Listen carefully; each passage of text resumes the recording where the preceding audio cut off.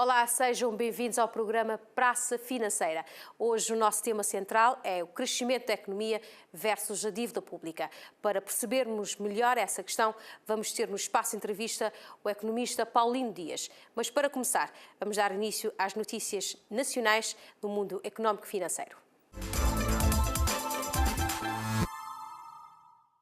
Os dados do comércio externo do primeiro trimestre de 2015 em Cabo Verde revelaram que as exportações caíram 25,1%, as reexportações 41,9% e as importações tiveram um pequeno aumento de 12,8%, isto em relação ao mesmo período homólogo de 2014. Com as exportações, reexportações a caírem e a importação a registrar valores positivos, o déficit da balança comercial aumentou 17,8% e a taxa de cobertura deteriorou 3,9 pontos percentuais neste primeiro trimestre de 2015. Segundo os dados do Instituto Nacional de Estatística, a Europa continua a ser o principal receptor dos produtos enviados por Cabo Verde, consumindo cerca de 92,2% do total das exportações.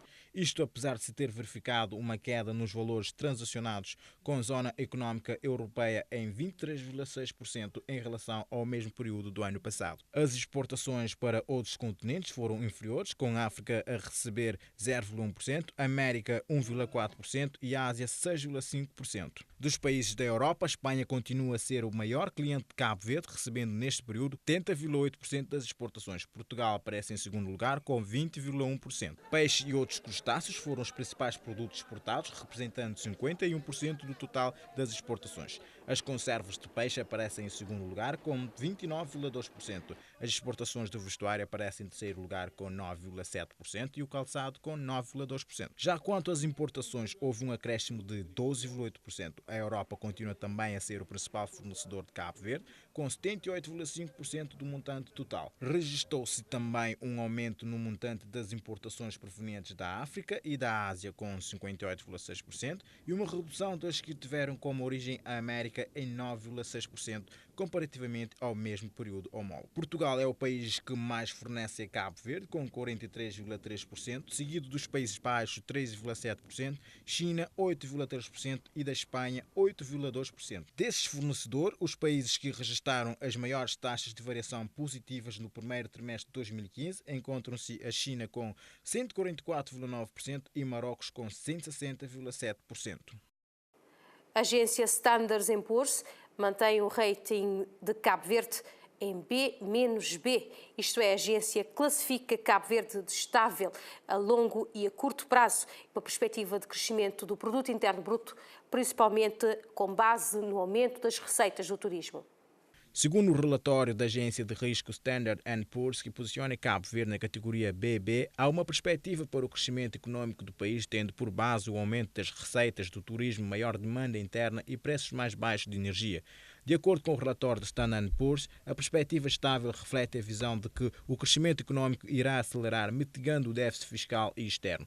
Diz ainda que o país mantém a estabilidade política, continua a beneficiar de assistência técnica e mantém o suporte dos doadores multilaterais. Realça ainda o relatório que os ratings de Cabo Verde estão constrangidos pelos níveis de desequilíbrios fiscais e externos do país, a dependência do setor do turismo para com as enfraquecidas economias europeias, o comércio, investimento e dívida pública.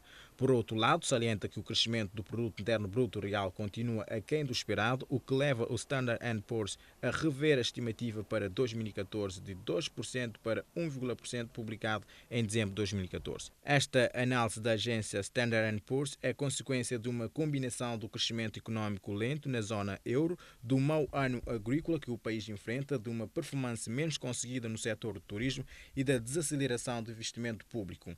No entanto, antevê um crescimento do produto interno bruto real de 3,5% em média entre 2015 e 2018. Standard & Poor's refere ainda no relatório que a redução dos investimentos de capital por parte do governo possa desacelerar o crescimento das importações de bens de capital e que as exportações de serviços sejam beneficiadas com a retoma no turismo num contexto de recuperação das economias da Europa e da persistência de alguma instabilidade no norte da África. O relatório estima a continuidade de um bom desempenho das remessas dos imigrantes, considerando a grande diáspora cabo-verdiana. À semelhança dos indicadores recentes do crescimento da economia, o setor empresarial começa a dar sinais positivos através do mercado de capitais. Os dividendos são parte dos lucros da empresa atribuídos aos acionistas. Quando uma empresa tem lucro, a gestão opta por investir este valor no negócio ou pagar os investimentos feitos pelos acionistas. A maioria das empresas estáveis optam por um meio termo entre reinvestir uma percentagem e pagar o valor restante como dividendos, o que poderá acontecer na forma de dinheiro ou ações. Sempre que uma empresa paga dividendos, tal deverá ser declarado oficialmente pelo Conselho de Administração. A distribuição dos dividendos é uma decisão normal de uma Assembleia Geral quando uma empresa, não só uma empresa cotada, uma empresa que esteja a produzir e a dar lucros, quando faz a sua Assembleia Geral, um dos pontos da Assembleia é, de facto, a distribuição dos dividendos. No caso de capitais e para os acionistas é importante, porque quando um acionista investe na compra de ações de uma determinada empresa, está à espera que tenha alguma rentabilidade com esse investimento. É evidente que, para conseguir isso, a empresa tem que dar resultados líquidos positivos, não é? No caso de empresas cotadas no mercado de capitais, Banco Comercial do Atlântico, Sociedade Cabo-Verdiana de Tabacos, Enecol e Caixa Económica de Cabo Verde, o histórico de pagamento dos dividendos nos últimos 4 anos mostra-nos que no ano de 2012 os dividendos pagos rondam uma média de 347 escudos por ação, enquanto 2013 e 2014 apresentaram uma média superior de 436 escudos e 625 escudos por ação, respectivamente. Contudo, enquanto em 2012 as 4 empresas cotadas no segmento acionista, perante os resultados positivos do ano 2011, decidiram distribuir. Em 2013, somente a Enecol e a Sociedade Cabo-Verdiana de Tabaco distribuíram. Já em 2014, somente a Sociedade Cabo-Verdiana de Tabaco, isto porque no caso da Caixa Económica de Cabo Verde e Banco Comercial do Atlântico, por aconselhamento do Banco de Cabo Verde, optaram por não distribuir para a constituição de fundos próprios na Reserva Central, não obstante os resultados positivos. No caso da Enecol, distribuiu 40% dos resultados positivos alcançados no exercício de atividade de 2012, não tendo distribuído no ano seguinte. O que diz respeito ao exercício de 2014, depois da Sociedade Cabo-Verdiana de Tabaco ter comunicado o pagamento de dividendos no valor de 625 escudos por ação, também o Banco Comercial do Atlântico, na última Assembleia Geral do dia 24 de abril de 2015, para discussão e aprovação das contas do exercício de 2014, apresentou um resultado líquido positivo de 297 mil contos, com um aumento de 35% em relação ao exercício de 2014, aprovando a distribuição aos acionistas de 25% desse montante, cerca de 74 mil contos cabo-verdianos. Durante o ano de 2014, o resultado foi de 297 mil contos, o que apresentou um aumento de 35,4% em relação a 2013. Deste resultado, foi decidido em Assembleia Geral distribuir para os acionistas 25%. Neste momento, aguarda-se pela apresentação dos resultados e deliberação quanto à distribuição dos dividendos das restantes empresas cotadas no mercado, caso da Caixa Económica de Cabo Verde e da Enecol. Apesar de congratular com as medidas do Banco de Cabo Verde em relação à política monetária, passados 2 meses, o representante da classe empresarial da Câmara de Comércio, Indústria e Sotavento mostra-se preocupado com a eficácia dessas medidas, uma vez que, na prática, das taxas de juros implementadas pelo BCV não têm efeitos reais sobre a procura. Os empresários continuam com dificuldades ao financiamento. Passado quase 2 meses das medidas anunciadas pelo Banco de Cabo Verde como estímulo à economia e ao investimento privado, que se traduz na redução das taxas de reservas mínimas obrigatórias em 3%, de 18% para 15%, e as das taxas de referência em 0,25 pontos base, ou seja, de 3,75% para 3,50%, a classe representante do setor empresarial chama atenção pelo facto dessas medidas não terem mudado a real situação económica que se encontra o país. Nós pensamos que as medidas de política monetária anunciadas pelo BCV não se transmitem à economia. E o que nós verificamos na prática é que a vida dos empresários ainda continua extremamente difícil, não há repercussão às taxas de juros praticadas pelos bancos comerciais, o acesso ao crédito continua difícil e o custo do capital continua extremamente elevado, o que inviabiliza a partida vários projetos de investimentos que os empresários têm em carteira. Tendo em conta que na prática ainda não se conseguiu ver resultados dignos de registros, a Câmara de Comércio, Indústria e Serviços Sotavento, em nome da classe empresarial, apela tanto ao Banco Central através das políticas monetárias e ao Governo através da política fiscal e orçamental a tomarem medidas no sentido da melhoria de todo o ambiente de negócios. O que nós propomos é que o que nós sugerimos às autoridades de política económica, tanto o Banco Central através da política monetária como o Governo através da política fiscal e orçamental, é a continuação de medidas que visam a melhoria do ambiente de negócios no seu todo, como, por exemplo, as reformas estruturais que devem ser continuadas a nível da flexibilização do Código Laboral, da diversificação das fontes de financiamento, da ativação dos vários mecanismos de partilha de riscos na economia, como o CV Garante, o Fundo de Garantia Mútua, a reforma fiscal, no sentido da redução da carga fiscal sobre as famílias e sobre as empresas. Ainda a Câmara de Comércio, Indústria e Serviços Sotavento exorta o Governo a ter uma especial atenção sobre o início da trajetória descendente do déficit e da dívida pública que podem representar o país como de alto risco para os investidores. Nos últimos 5 anos, a dívida pública tem aumentado consideravelmente. Estamos a falar de 63% em 2009 para 112% em 2014. Para compreender melhor essa questão, temos aqui no nosso estúdio o Dr. Paulino Dias, economista. Muito obrigado por ter aceito o nosso convite e bem-vindo ao programa. Obrigado. De acordo com os dados do INE, a dívida pública tem aumentado consideravelmente. Doutor, quais os principais motivos para esse acelerado crescimento? Para entender um bocado como é que nós atingimos esse patamar de dívida pública, temos que recuar alguns anos atrás e ir basicamente ao momento da crise económica mundial.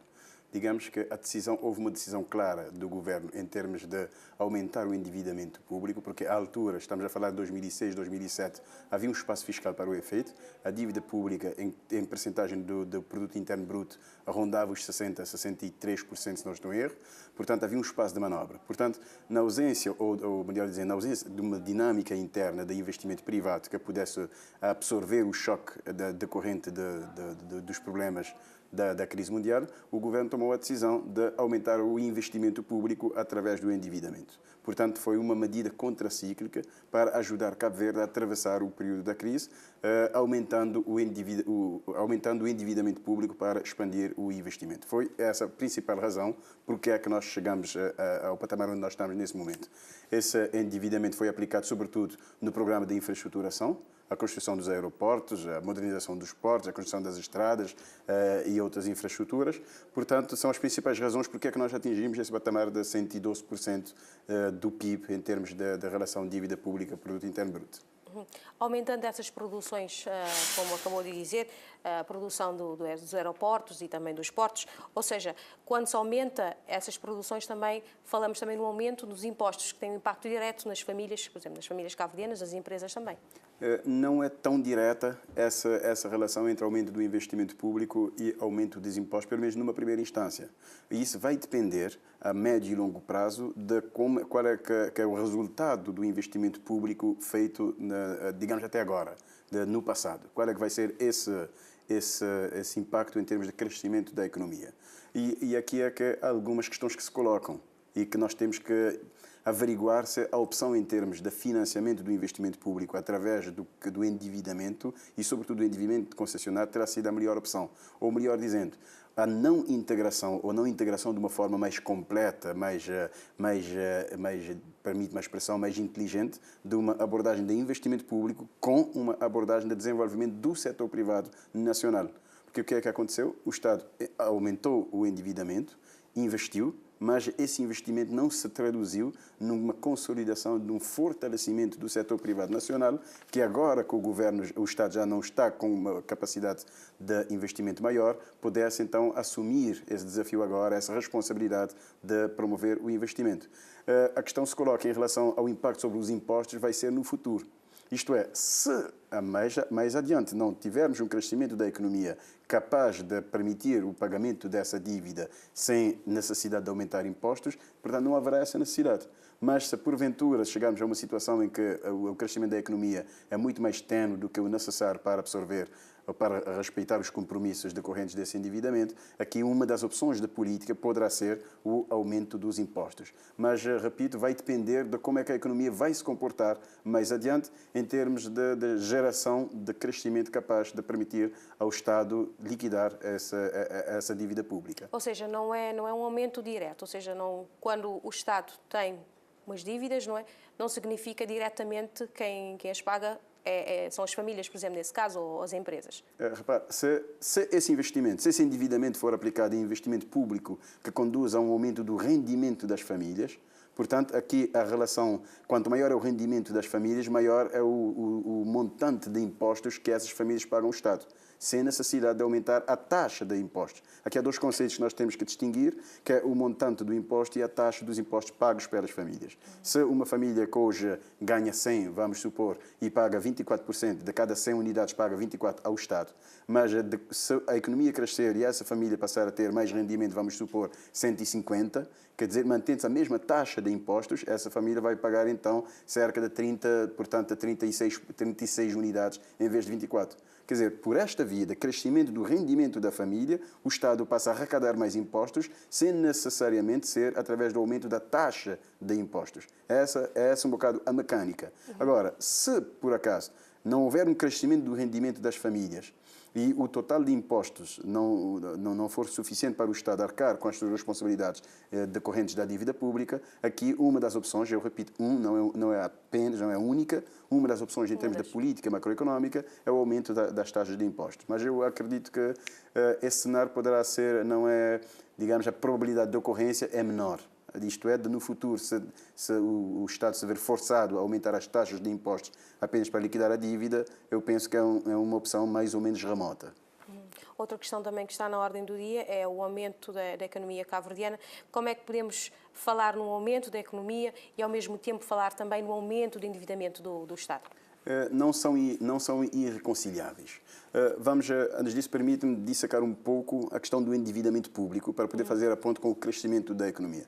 Quando olhamos para, naturalmente, a informação que vem mais à mente, que vem mais ao público, é o rácio do endividamento em relação ao PIB. Isto é, o estoque da dívida, o total da dívida do Estado perante diferentes credores em relação ao que o Estado produz, ao que o país produz, que a previsão para o orçamento deste ano é de 112%.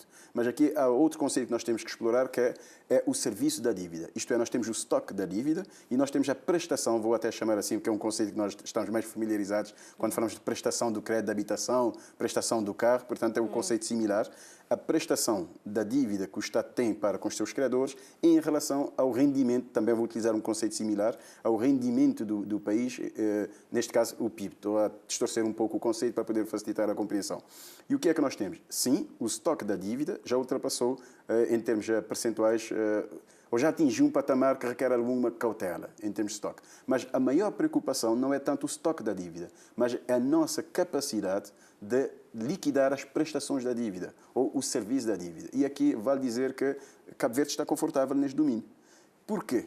Primeiro, a maior parte do endividamento foi feita através do crédito concessionário. 92% do estoque da dívida pública é crédito concessionário, cuja taxa média é da volta de 1,5%. E o período de maturidade, isto é, o prazo de pagamento dessa dívida, varia de 17% em créditos, 17 anos, peço desculpas, 17 anos nos créditos com organismos bilaterais, de contratos bilaterais, a 24 anos com organismos multilaterais como o BAD, o Banco Mundial e similares. Portanto, as condições do endividamento público são bastante confortáveis, bastante favoráveis, o que permite reduzir o serviço da dívida e, portanto, o encargo anual que o país tem com a liquidação, portanto, dos compromissos decorrentes desse endividamento. Esse é um aspecto importante que devemos sublinhar.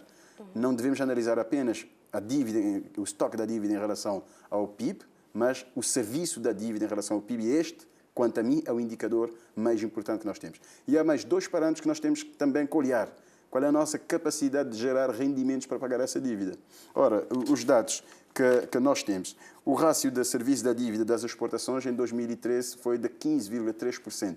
Isto é, o montante das prestações anuais a dividir pelas receitas decorrentes das exportações, é de 15,3%. É um parâmetro confortável em termos de sustentabilidade da dívida. Há um outro parâmetro, que é o montante do estoque do serviço da dívida a dividir pelo total de receitas do Estado, que em 2013 estava em 26,3% e em 2014, 22%.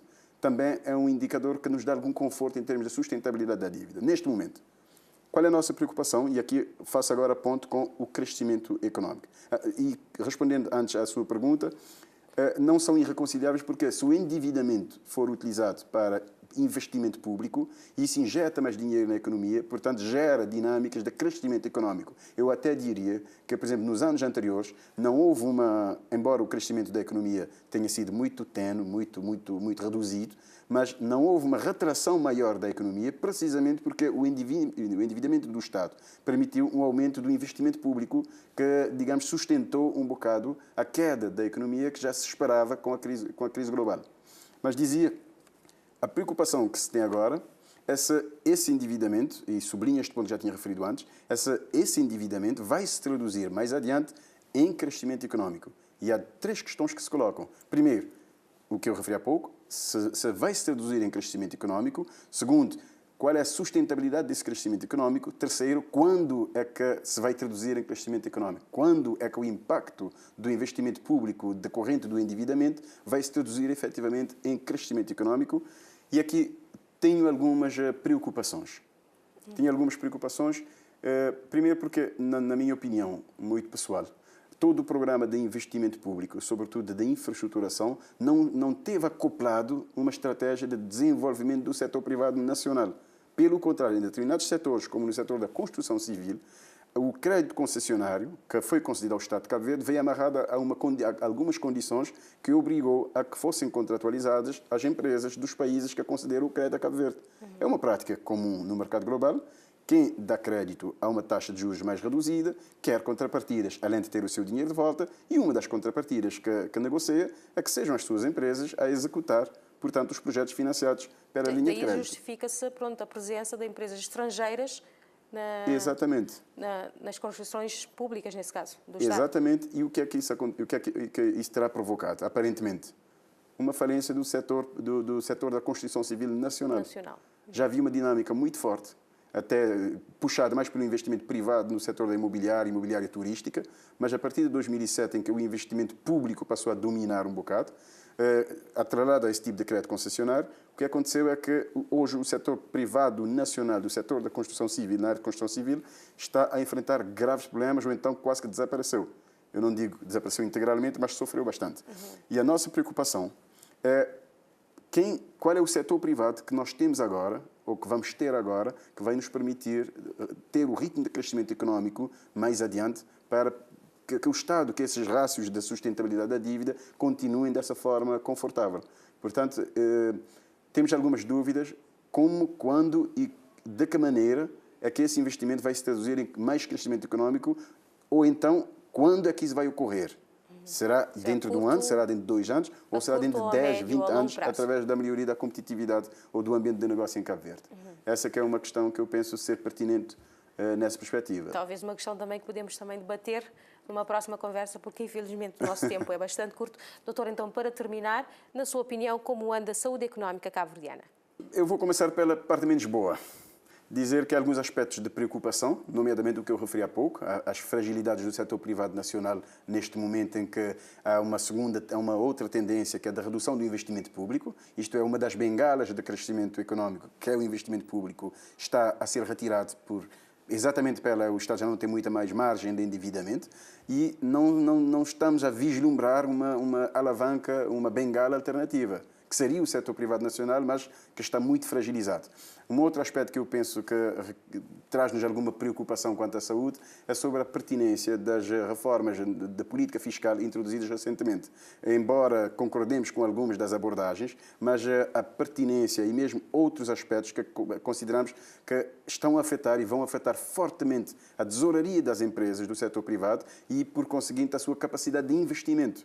Se o setor privado, já vimos que o Estado agora tem uma capacidade limitada de investimento, e se o setor privado também não tem capacidade de investimento, quem vai investir? Essa que é a grande questão. Esses são os aspectos, digamos, menos bons. Mas há outros aspectos, há outros sinais positivos. Que é a tendência de sinais de recuperação do investimento direto estrangeiro. Já vemos notícias, já assistimos notícias de alguma recuperação de investimentos na imobiliária turística e na hotelaria, no Sal, na Boa Vista, aqui em Santiago, há sinais em São Vicente. Portanto, são esses, digamos, os sinais positivos. Se me perguntar quais dessas tendências que vão se sobrepor, aqui já teria alguma dificuldade. Estou um bocado na mediana. Observando, não é? Num otimismo moderado.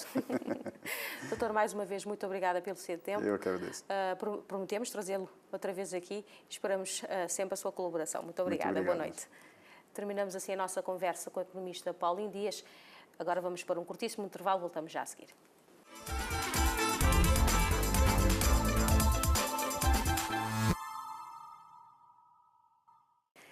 Olá, sejam bem-vindos à segunda parte deste programa. Na nossa rúbrica habitual Peça Formativa, vamos conhecer a origem do dinheiro, como circula e também a política monetária.